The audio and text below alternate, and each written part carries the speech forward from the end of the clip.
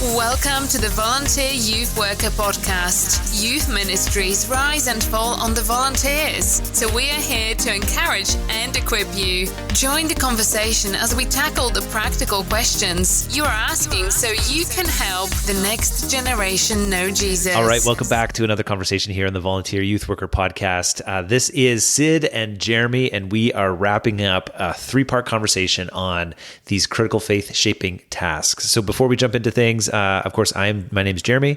If we haven't met before, it is wonderful to meet in this way. I put my email in the show notes. So let's chat. Let's have a conversation. Let's talk ministry. If you've got questions you want us to wrestle with, you can certainly let me know. And then I've got Sid. Sid, how you doing today? Come on. So good, bro. First of all, Jerry, you and I get to be on this podcast together, which is always awesome. I'm always a little nervous, right? Because you're always forcing me to get right onto the very ground, practically what does this mean for the volunteer youth worker? And I'm like, Jerry, I haven't really thought about it at that level. I'm like, this is a great idea. I think they can totally work that out. So I always get a little nervous. Going to get the push, but that's good. It's making me work. The push comes, yeah. But and if you're newer to this podcast, so you guys know, the reason that we're doing this is we recognize there's tons of great resources for youth pastors, for people running ministries, leadership podcasts, all that kind of stuff. There's tons of great stuff out there. And we love youth pastors. You like youth pastors, right, Sid? Oh, do I love youth pastors? M1? Jared, we are youth pastors. Absolutely. Yeah. But we recognize that, yes, most ministries are run by volunteers. And then all ministries that are doing significant amount of work with teenagers deeply, deeply, deeply require the work of volunteers. And so if you are volunteering in youth ministry, you're exactly who we want to talk to. And because you probably have got 1,000 other things going on in your world other than just thinking about youth ministry every day and reading all the books on it, we're going to try and make this as practical as possible for you. That's the reason, Sid. You got to make it practical for them. Bro, correct and right answer. And by the way, let me just say this about our volunteers too. In a healthy youth ministry, you are positioned in the most significant role with kids, most significant relational role with kids. And so we just want to say to you, whatever we can do to help you steward that role, to do good kingdom work in the lives of those kids, we just want to come alongside and be a part of that. And then Jared, the other thing is not only are we youth pastors, but we're also volunteers. I mean, dude, so my son is going to be doing an apprenticeship at a church, and he's already come to us and said, you got to be my volunteers, which pray for our family. That could be more than interesting and also exciting to be able to do that with him. So, Jared, let's get after this. I love it. Let's do it. Okay, so ultimately, youth workers, we know that we're trying to draw students closer to Jesus.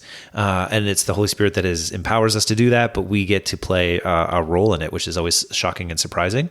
But as we're drawing students towards Jesus, helping them build that faith in Him, we recognize that there are some critical tasks that help root that faith over the long haul, so that we've got teenagers who are following Jesus that turn into young adults that follow Jesus, that turn into adults that follow Jesus, that turn into seniors that follow Jesus. And you won't know if they're following Jesus in their 80s, but you will kind of know, right? I'm going to know pretty soon, bro. Hey, by the way, I turned 50 this year, Jared. I'm almost at my seniors discount at Denny's. That's my line, by the way. That's my gig, 55, baby. So I'm close to knowing that already. How good have you gone back to your Sunday school teacher then that invested in your life when you were, and said, hey, it's long-term, it's worked out, I'm still sticking with it? That's Mrs. Wolf, by the way, and she was awesome. And not only was she my volunteer Sunday school teacher, she was also our teacher at our public school. And what I remember about Mrs. Wolf is she was so serious about faith and serious about us and serious about us following Jesus. She's wonderful. By the way, I just heard from my sister, she's still teaching and doing her thing. It's crazy. And I don't know how old she is. She's got to be 70s plus 80s maybe. Yeah. So you're right, Jared. I'm going to have to do a reach back on that. Mrs. Wolf, if you're listening to the Volunteer Youth Worker podcast right now, game changer. Sid's still following Jesus. We'll keep praying for him so that he goes the distance, but we're thinking he's going to make it. We feel good about the journey. Let's go to these tasks. So if you got last episode, you can catch the first three, which were experiencing, categorizing, and choosing. And we're going to crush out these last four and give you some really practical ideas on how to implement these tasks in particular, how they help you think a little differently about your ministry. So let's go to task number 4, which is claiming. What do we mean by claiming? What do you mean by claiming, Sid? So when I'm thinking about claiming, I'm just thinking about deciding what I'm going to be true to. So we've already come to a point where we go, hey, I think that's true. I believe that's true. Then the question is, okay, am I going to be true to that? Is this going to be what my life is actually about? And really it's coming to commitment moments, Jared. And I used to, I really do believe that our relationship with Jesus is this wonderful journey. There's ups and there's downs. There's moments of what do I want to say? Real intense faithfulness and really wonderfully experiencing intimacy with Jesus. And there's times when it's harder. We have to recommit, those sorts of things. But here's the point. We want to have moments in our ministry where actually kids do have the opportunity to claim and say, okay, this is what I'm giving my life to. This is what I am going to be about. And I think there's a lot of different really practical ways to do it, Jer. I think retreats are awesome.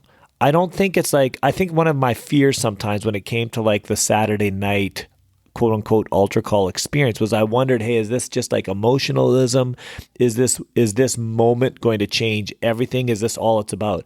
But these moments add up. They are a part of the opportunity for kids to go, hey, I'm gonna claim this. This is what I'm going to be true to, and I'm in. And I think we need to have those moments. We need to have retreats where we do that. We need to take them to conferences where they have an opportunity to do that, where they're out of their ordinary rhythms. They get to process these ideas and these thoughts. I think camp is one of these beautiful places where we get to invite kids to say, hey, let this make your life different in terms of what you're choosing to do when it comes to following Jesus. In fact, just this morning, Jer, I'm sitting on my deck with a group of our young staff here at camp.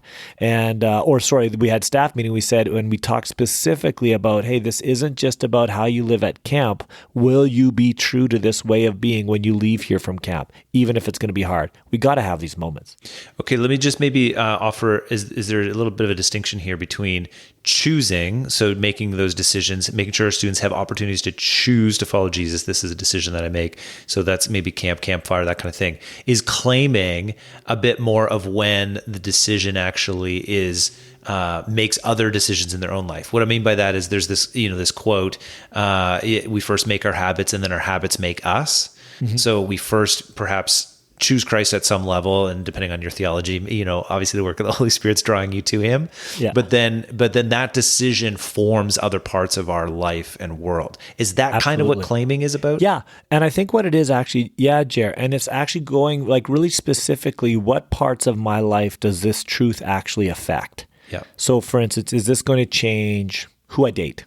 Is this going to change how I function on my social media platforms? Is this going to change, the spiritual disciplines, what I'm getting into my mind? So I think it becomes very practical for kids to say, hey, I'm going to live differently, and it can be about specific areas. And Jared, this is the other thing too, when we talk about ways to, that's why claiming is constantly ongoing. It's not just this one big moment I'm giving my life, but it's actually specifically, this is how it's going to work or work itself out in my life. And that's where a volunteer youth worker who's meeting with kids on a weekly basis, you'll see them in different seasons, and there'll be different issues that Jesus is going to want to work in their life. And then you get to invite them to say, okay, how are you going to apply your life to this truth in this specific area of your life? And we need to continue to invite them into those spaces. Yeah. It's an interesting thing with that invitation. I also wonder if there's chances for us as youth workers to almost point out when it's happening in our students. Yes. Because I'm guessing they don't always see it.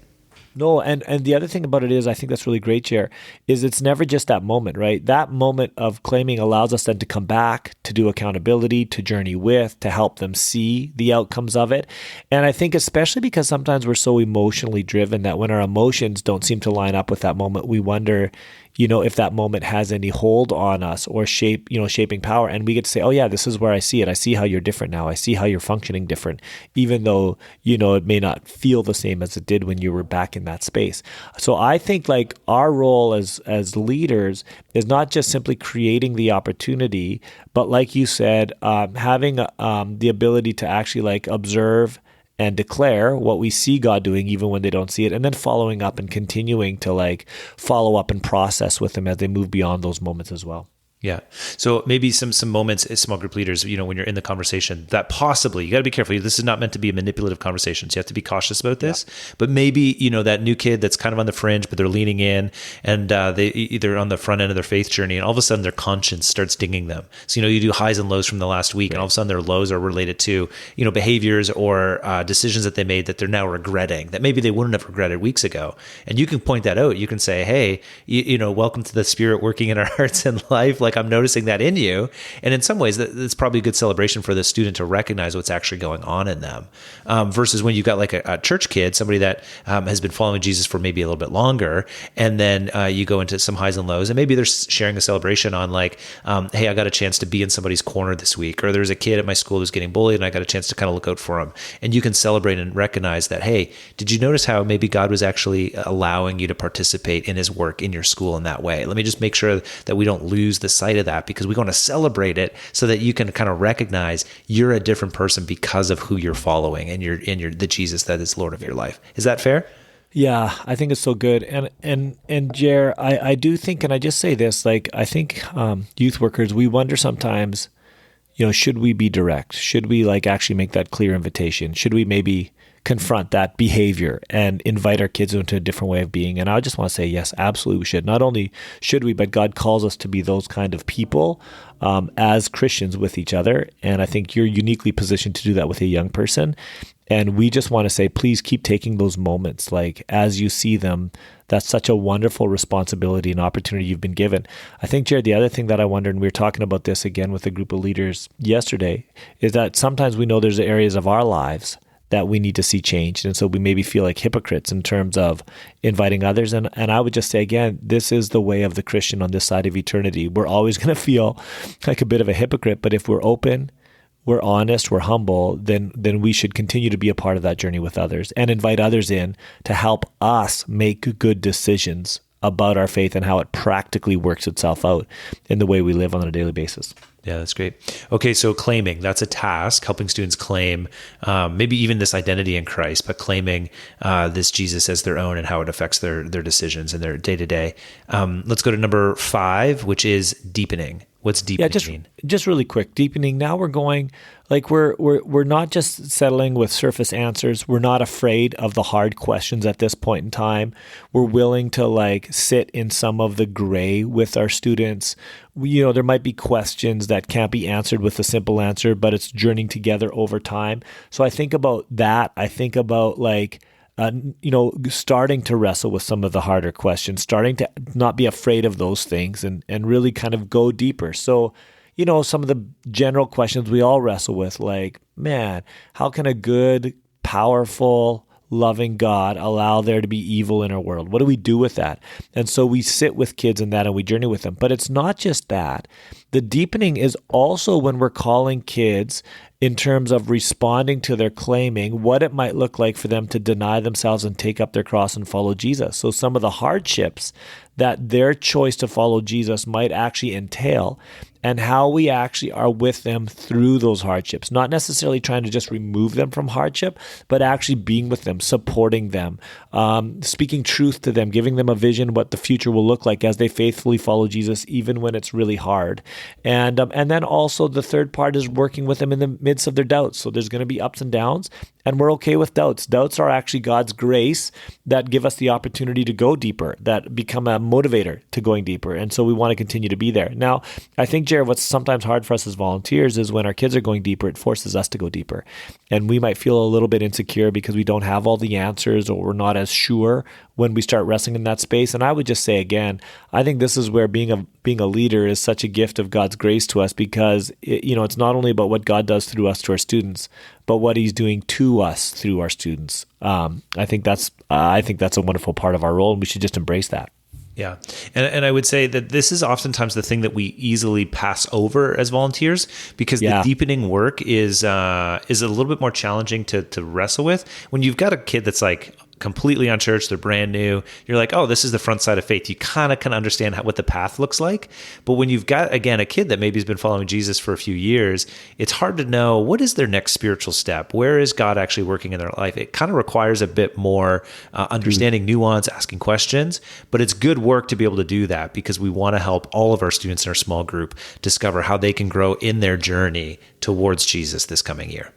Jared, let me just angle that just a little bit differently too. I think that sometimes when it comes to working with kids, we think a lot about kids, like you said, who are just exploring faith or new to our youth ministry, and we're really intentional with them, and we should be. We think about kids who are in crisis, that are struggling, and we should be really intentional with them as well. But we don't often think about the kids who actually want to grow and who maybe have some foundations there. But I want to say to our youth leaders, be intentional with them as well. They need someone who's older that's modeling faith and loving them and listening to them and asking hard questions to continue to help them go deeper in their faith journey as well. And I just think that don't ignore that. Lean in, and it's actually, those are life-giving experiences for us as well when we get to see kind of like the fruit of the labor, if you will, when you're journeying with the kids. So I think we should lean in that space.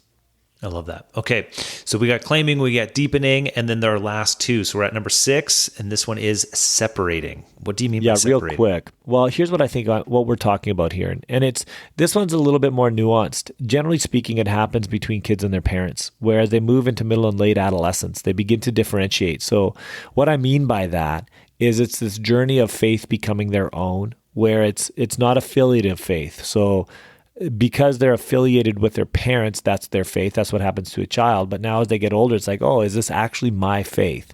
And there seems to be this process that happens with kids where they start kind of like leaving maybe some of the common practices that their families do together. Maybe they all go to the same church together. Maybe they do these same, kind of disciplines together, and they start kind of pushing away from some of those things. And oftentimes they'll push into like peer-based communities where they're known more by their first name than their last name. And it's in this space where they can begin to like develop their own identity and begin to own it. And also their faith becomes their own.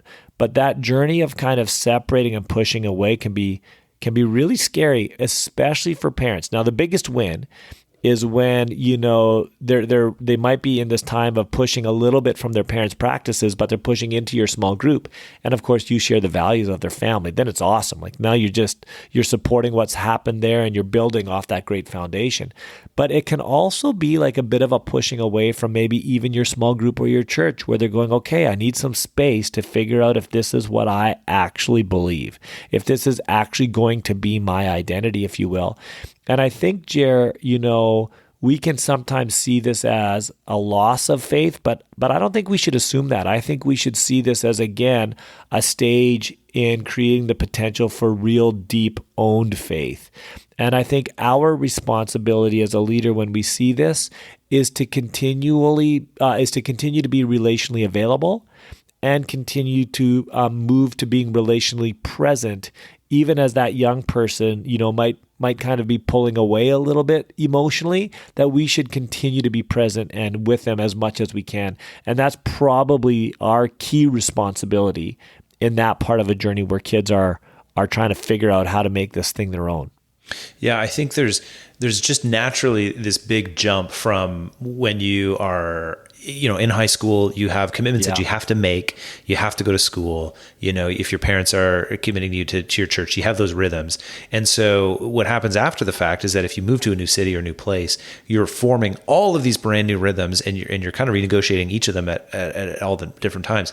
And if you can offer, I think as a volunteer youth worker, some better stepping stones in those later years, like grade 11 and 12, it kind of tests the waters. So when we did research, we found like if students serve at a summer camp, that's massive for their long-term faith, but because they're expressing their own unique, faith journey in community apart from their family and apart from, that rhythm, and they're testing that. So that's good. So they kind of understand how to do that going forward. I saw a youth ministry do it once where even with grade 11, 12s, and sometimes even younger, but if the small group leader couldn't make it, or sometimes intentionally the small group leader would disengage and make the peers themselves host their own small group. The idea that you don't have a replacement leader come in or a substitute leader come in for grade 11 and 12 students, you just let themselves peer communicate and be in community with one another, because that's what we're going to ask them to do in just a few short months. So why don't you let them test on that here on this front end? And whether or not that works is, I guess, dependent on the context and the setup. That's a good point, Jared. The journey of separating isn't just like disengaging from positive practice towards negative practices. It can be sometimes exploring different types of faith practices, other levels of leadership, like you said, maybe wrestling through some theological positions that are different from your parents or other people in your life to try to figure out what you actually believe there as well. So it doesn't just have to be like kind of a movement away. It can also be an exploration of other elements or angles or ways of thinking about faith. And again, it's healthy. We shouldn't be afraid of that journey. Yeah, that's good. And then lastly, responding. What's responding? And I just think when I think about responding, this is where there's like a rootedness in faith, and you're starting to really think about, hey, what does this mean now for the rest of my life? Like, how does my faith decisions affect vocation? How does it affect like education? How does it affect permanent relationships like marriage? What difference does my faith mean in terms of who I am as an adult? That's really what we're looking at, or how we think about our future. And again, we're building foundations for this all along. We're talking about these things all along, but certainly there is this stage of life when kids are moving out of high school into college, where this is just like, these are the issues they're directly processing and wrestling with. And I think, again, we sometimes think that our job is finished with an adolescent when they're maybe done our program in high school or whatever. But if we can continue to, like, I don't know if I'd use the language of leverage the trust that we've built over these years to really help them as they start thinking about, okay, what does this actually mean for the rest of my life and the most important decisions that I'm going to be making? That's another just incredible opportunity we have that's really rich when it comes to working with our kids. So again, thinking about like gifts and skills and calling, thinking about like what that means as far as education goes, thinking about what that means as far as like where you live or where you plant for these next number of years and all those things. This has been great at camp, Jer. I just had one of our leaders come to me and she just goes, hey, I wonder if maybe God, could call me to camp ministry for my life. She's heading towards being a teacher. And I'm like, oh, those are big decisions you're making as a student who's finished high school and moving towards college. And she's trying to wrestle through her gifts and her skills and what her faith, what this actually means for her vocation and these next number of really important years. And it's a real privilege to be in that space. Jared, what I wrestle with is I want to be very careful that I don't become the calling, like the voice of God in her life. But what I can do is help her clarify some of the questions she needs to answer, help her see options and understand what can actually, what are the decisions she makes now that can open the most opportunities and doors for her down the road. So that's another, what a different, when you think about this journey, Jared, what a different stage of life to be with a young person than when they're like in junior high, just getting going. Like the stuff we're dealing with there and the stuff we get to deal with now are such radically different issues, but what a privilege again to be with them.